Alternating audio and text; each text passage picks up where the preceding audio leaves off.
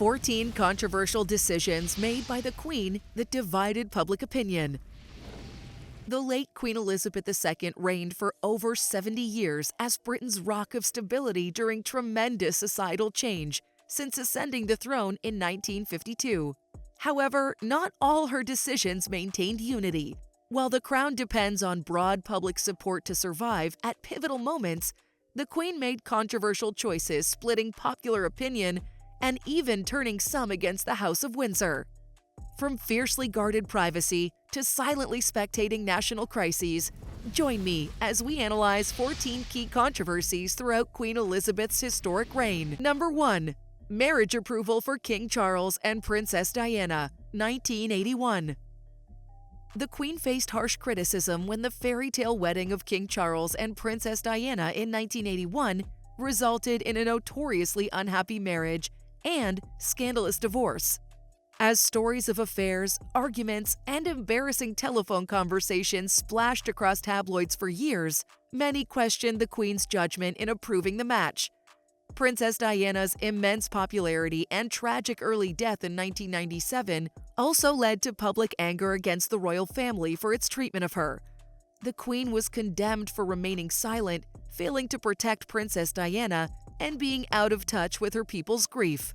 The disastrous union tarnished the monarchy's reputation and resulted in enduring resentment over the Windsors' insensitivity to Princess Diana's struggles. It highlighted the clash between modern sentiments favoring empathy and old traditions of stone-faced royalty. Number 2. Response to the Aberfan Disaster, 1966. The Aberfan Disaster of 1966, when a coal slag avalanche crushed a Welsh primary school and killed 144 people, including 166 children, remains one of the UK's worst mining tragedies. The Queen initially declined to visit the devastated community, citing that she did not want to distract from the recovery efforts. However, many Welsh coal miners interpreted her absence as indicative of an uncaring monarch more concerned about horses than dead commoners' children. There were even false rumors that the Queen refused to meet with the residents unless they washed first. Though Prime Minister Wilson urged her not to visit, she faced anger from politicians and citizens alike over her delayed response in traveling 8 days later. The mix-up proved a rare PR disaster, with the perception that the Queen lacked empathy cementing her Aberfan missteps as her biggest regret. Number 3. Annus Horribilis Speech, 1992. In a speech to Guildhall in 1992, the Queen described the year as her Annus Horribilis, or horrible year in Latin. She reflected on the breakdown of 3 of her children's marriages, Prince Andrew, Princess Anne, and King Charles, separated or divorced that year. The candid address also referenced the Windsor Castle fire. While praised by some for presenting a more personable, relatable monarch, opening up about royal troubles also sparked controversy. Traditionalists argued that publicly airing out private Windsor troubles was overly sentimental and undignified. Critics claimed the self-pity in detailing her family's scandal seemed vain, shallow, or even hypocritical given Princess Diana's behind-the-scenes suffering. However, others maintain that given multiple PR crises gripping the royal family almost simultaneously, the Queen needed to address her people personally. Though she commiserated over Annus Horribilis at the time, 1992 also marked the start of the Queen spearheading efforts to modernize public perception of the crown, moving into the 21st century. Number 4. Initial response to Princess Diana's death, 1997. The sudden death of Princess Diana in 1997 precipitated an unprecedented crisis for the monarchy, provoking extreme public mourning and soon anger against the crown for mismanaging the situation. The Queen initially remained at Balmoral Castle in Scotland with Prince William and Prince Harry after the fatal car crash. Buckingham Palace also did not fly its Union Jack at half-mast, as it was protocol only for the deaths of senior members of the royal family then. With piles of flowers left at the gates of Kensington Palace, the Queen endured harsh attacks for remaining silent, failing to return to London quickly, and not showing proper respect for the beloved princess's memory. Following Prime Minister Tony Blair's advice that the monarchy respond more selectively to the public's grieving, the Queen eventually addressed the nation. She also interacted with Princess Diana's brother at the funeral over plans for the procession. However, these efforts came too little, too late for many already resentful over royal indifference to Princess Diana before her shocking early death at age 36. Number 5. Paying taxes voluntarily, 1992. In 1992, the same year as her Annus Horribilis speech, the Queen also announced that she would begin voluntarily paying income and capital gains taxes on her private income and investments. While portrayed as an act of nobleness during a recession, the move was also an effort to combat public resentment over tax exemptions for the wealthy Windsors. However, critics complained that the gesture was far too little and over 40 years too late. Ordinary taxpayers had already contributed substantial sums towards official expenses like travel for decades, without the Queen or King Charles' contributions. Some spun the voluntary tax payment as a cynical, disingenuous effort to protect royal assets worth potentially billions, rather than any sincere solidarity. Nonetheless, the Queen's foregoing historic tax privileges did align with wider efforts to portray the monarchy as modernizing and conscious of economic struggles post-recession. Number 6. Handling of Prince Andrew's scandals. The Queen's steadfast support of Prince Andrew during his repeated controversies divided public opinion.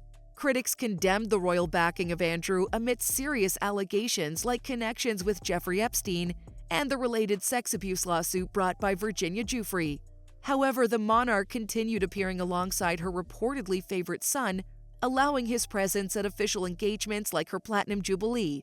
This perceived special treatment favoring Andrew's interests over duty or accountability contrasts with the Queen swiftly stripping Prince Harry and Meghan Markle publicly of patronages and royal branding during Mexit over far less severe issues. Detractors argued that the Queen indulged Andrew's refusal to cooperate with investigations or show empathy towards Epstein's victims. Her assistance behind the scenes utilizing royal wealth and lawyers to protect Andrew indicated outdated elitism, only fueling a backlash.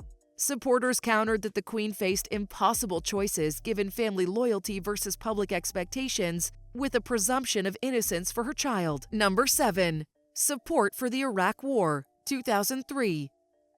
Though bound to political neutrality, the Queen held weekly private meetings with prime ministers to discuss significant government decisions. Reports indicate she backed conservative PM Tony Blair in joining the U.S.-led 2003 invasion of Iraq to topple Saddam Hussein, based on controversial intelligence over alleged weapons of mass destruction. Critics condemned the Queen's reported support as enabling a catastrophic, dishonest war costing 179 British military lives and over 150,000 Iraqi deaths. Alternatively, neutral commentators argue the Queen fulfilled her strictly constitutional duties as head of state in following the government and elected parliament's judgment. Those favoring her intervention claim that given most of the British public themselves initially supported intervention per polls, she appropriately sanctioned the democratically accountable PM's choice to invade. In any case, the Iraq War soon paralleled Vietnam in the U.S. for splitting British society down the middle, with even advocates like Blair later expressing regret over faulty rationale and planning. The Queen's behind-the-scenes influence came under retrospective fire. However, official records sealing off her political opinions mean the public can only speculate on her actual degree of accountability for the disastrous conflict. Number 8. The Royal Yacht Britannia decommissioned, 1997. In 1997, the newly elected Labour government under PM Tony Blair confirmed there would be no replacement vessel after decommissioning the Royal Yacht Britannia, in service since 1953. While largely used for trade missions abroad, the iconic Britannia, with distinctive stylized gold scrollwork and Union Jack flags, also served as the royal family's floating residence for state visits and annual Western Isles tours. The Queen accepted Blair's cost-saving decision, refusing to make replacement as a personal gift she would fund herself, as some loyalists had urged. However, many criticized scrapping a historic national status symbol that evoked Britain's naval heritage.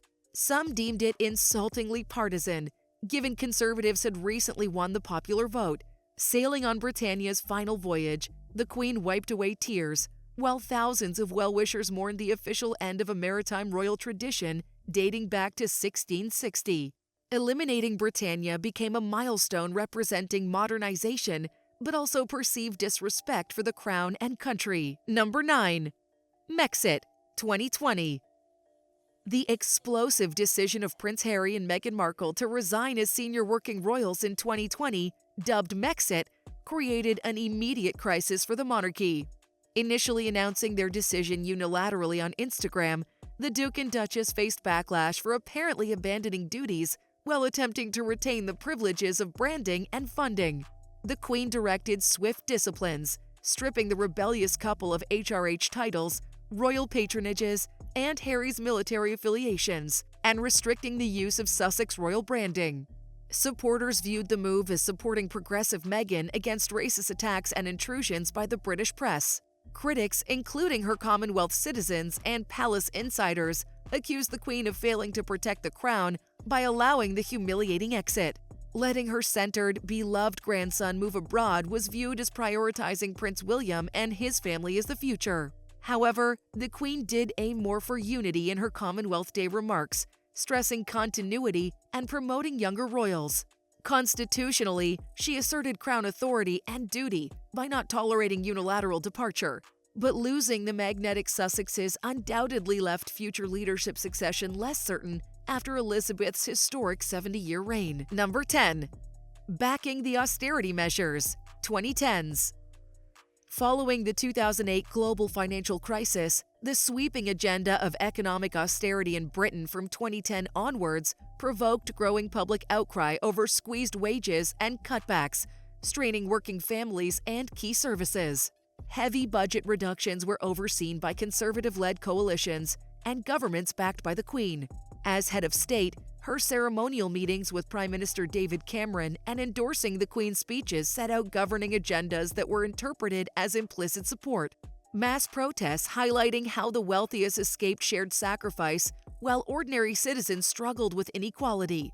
The monarchy and the Queen's lavish taxpayer-funded lifestyle stood out as wildly out of touch. She held private audiences and went riding with conservative architects of austerity like George Osborne amidst his most controversial periods of slashing public benefits.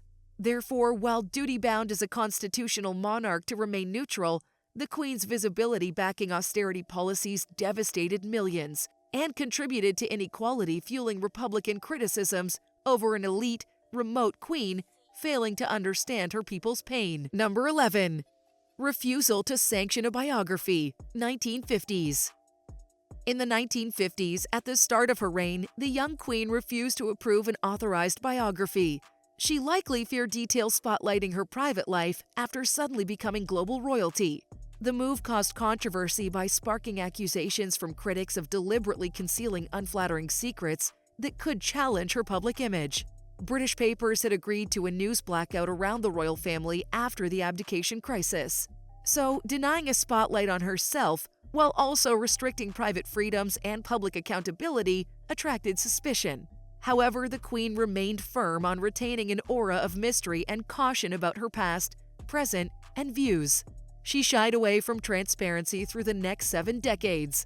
Ironically, the absence of an intimate perspective only intensified global fascination with Britain's inscrutable Queen.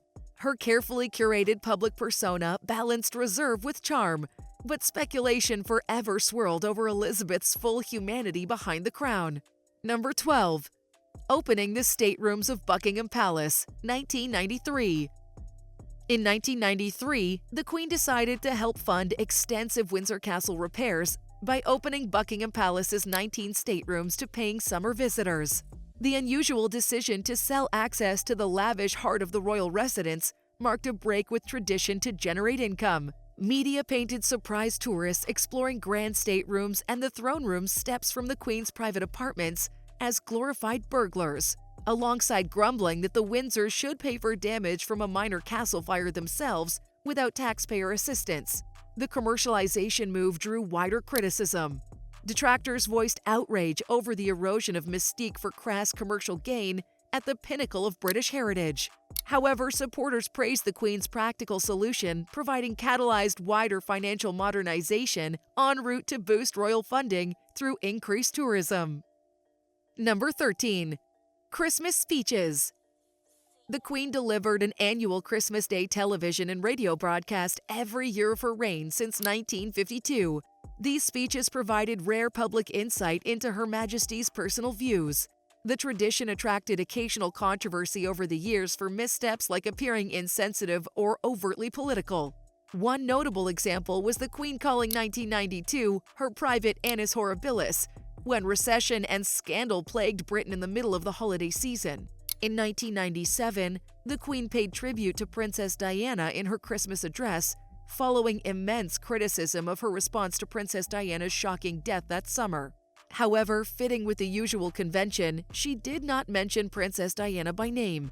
Commentators attacked the speech as offering too little, too late, while the palace moved on. The Queen's reserved reference exemplified wider struggles in adapting the monarchy's state traditions to rapidly modernizing cultural expectations around celebrity. For 2022, the tabloid Metro slammed her speech for failing to note Britain's dire cost of living crisis. However, Christmas messages face the ultimate challenge of acknowledging national troubles while maintaining uplifting, unifying royal optimism. Number 14. Silence on various global issues. As a constitutional monarch, the Queen avoided overt political speeches or public positions on contentious policy issues. However, her silence itself grew controversial amidst calls for moral leadership from a historically revered global figure. Critics argued that during crises like COVID-19 or wars, the Queen should have provided comfort and direction to a distressed nation and world beyond platitudes. For example, on Brexit, the divisive decision to withdraw Britain from the European Union, the Queen gave no guidance. As head of the Commonwealth representing incredibly diverse peoples and opinions, her neutrality aimed not to alienate any faction. Yet, that neutrality appeared out of step during a polarizing crisis, offering no acknowledgement of anxieties splitting the social fabric. Comparisons were made to exceptionally unifying speeches during previous key moments, like World War II. However, supportive palace insiders maintain strict political nonpartisanship and preserve constitutional monarchy. The crown cannot take sides, or perceived favoritism from specific groups would swiftly erode loyalty from the dissatisfied. Therefore, while the Queen's silence frustrated those desiring bold pronouncements, discretion remained central to safeguarding the throne as an endlessly circumspect institution, no matter how loud the public clamors grow in challenging times. From the tragic marriage of King Charles and Princess Diana to the handling of Prince Andrew's scandals, we saw how the Queen's choices divided opinions over royal transparency, accountability, and attitudes towards obligation in fast-changing times. While outrage flared against Her Majesty at particularly damaging moments like the delayed response to visiting Aberfan or the perceived indifference right after Princess Diana's shocking death, the ensuing reforms and image revitalization evidenced the Crown's shrewd resilience time and time again. I hope you enjoyed this inside look at the tricky balancing act between upholding ancient traditions and adapting to modern expectations that challenged Queen Elizabeth during her 70-year reign. Please let me know your thoughts in the comments down below. Which royal controversies still resonate all these years later? Don't forget to subscribe so you never miss any upcoming videos analyzing the history of the British monarchy. Thanks for watching.